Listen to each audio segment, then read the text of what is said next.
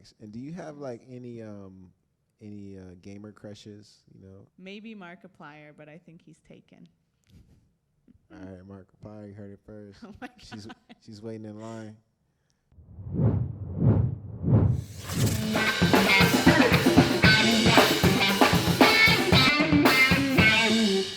Yo, this is Leo Black exclusively at Dame Dash Studios, and this is the Leo Black Show.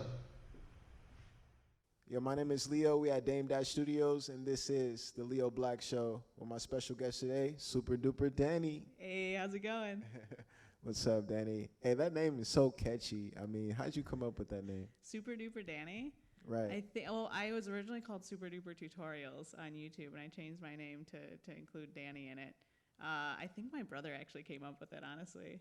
That's dope. I mean, so you must be really close to your relatives to have your brother give you a nickname and be able to stick with it, you know? How were you inspired by anime? Yeah, so I have always had an interest in like video games and anime and everything like that. Like growing up, my brother and I would always watch it together. We would always hang out and play games and do whatever. But it was always something that we played with our neighbor friends and whatever, and it was always extremely nostalgic for me. So I eventually turned that into like a full-blown career. I started making YouTube videos when I was about 12 years old, and I just made videos on random video game stuff, me hanging out with my friends, and that eventually evolved into me, playing video games for a living, what I do now. I mean, in Pokemon, that was one of my favorite series. I love that show. I mean, how did you even find out about Pokemon? Do you remember your first episode? So WB Kids was a thing. Do you remember WB Kids? Facts. Oh my, facts for sure, straight up facts.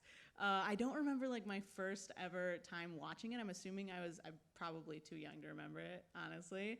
But I do remember as a little kid just hanging out in my pajamas on Sunday morning, just sitting there watching the latest episode of Pokemon. I was obsessed with a Pokemon named Growlithe. It's a fire I love type. Growlithe. You like Growlithe?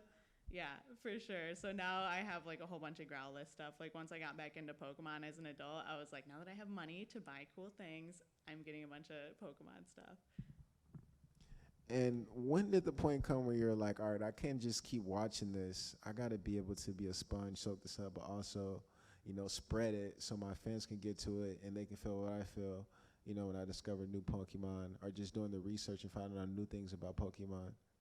So I got out of it. So Pokemon, like, for me, I kind of fizzled out of it in, like, elementary school or something, as I'm sure a lot of people did. I don't know if you went through the same thing. Facts. Yeah, you just, like, stopped playing and, it wasn't, like, cool anymore or whatever. So I stopped doing it, and I got back into it in, like, early high school. And I, like, found a pack. I went to a comic shop, and I saw a pack of Pokemon cards.